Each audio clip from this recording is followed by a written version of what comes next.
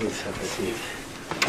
What a pleasure it is to sit down with my friend Mia Mottley, the Prime Minister of Barbados.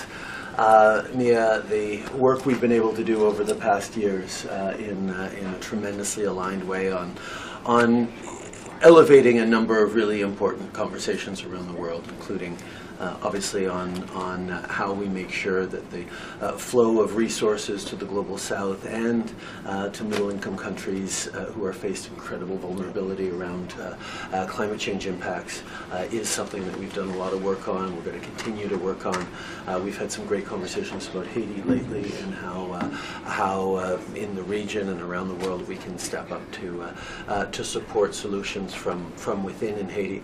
And as well, we're gathered here as SDG Advocate co-chairs, making sure that the world understands we're halfway to the deadline for the Sustainable Development Goals, and we have a lot of work to do still to lead on, both at home and around the world, and we're gonna continue to do that.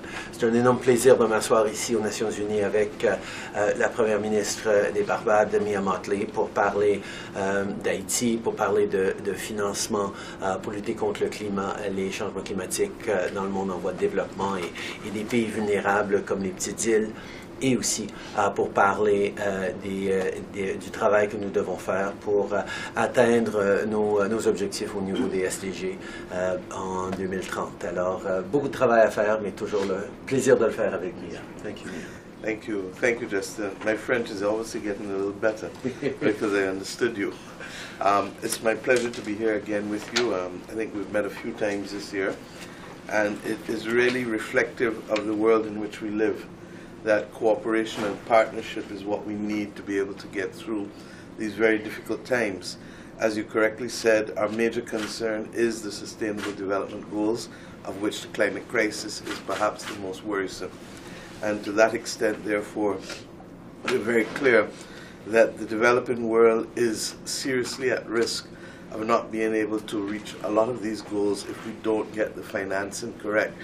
That is why I'm happy that Canada has worked with us, with your ambassador from the very beginning, helping us to refine the ideas that will look towards providing a more just and fair deal for access to affordable finance. Like with everything else, I look around this room and I see modern screens, and I think that those were not even there in 1945.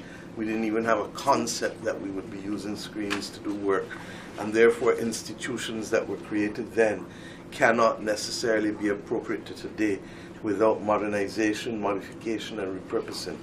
And we hope that this is some of what will happen, so that you and I, as co-champions of the SDGs, can see more countries achieve them in their own countries. And of course, in our own countries, we too have been stretched over the course of the last few years.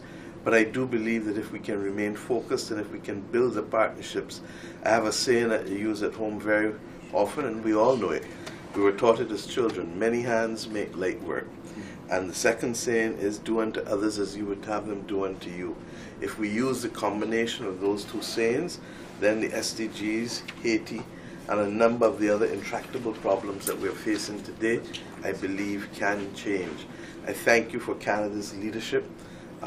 We work closely also within the international financial institutions.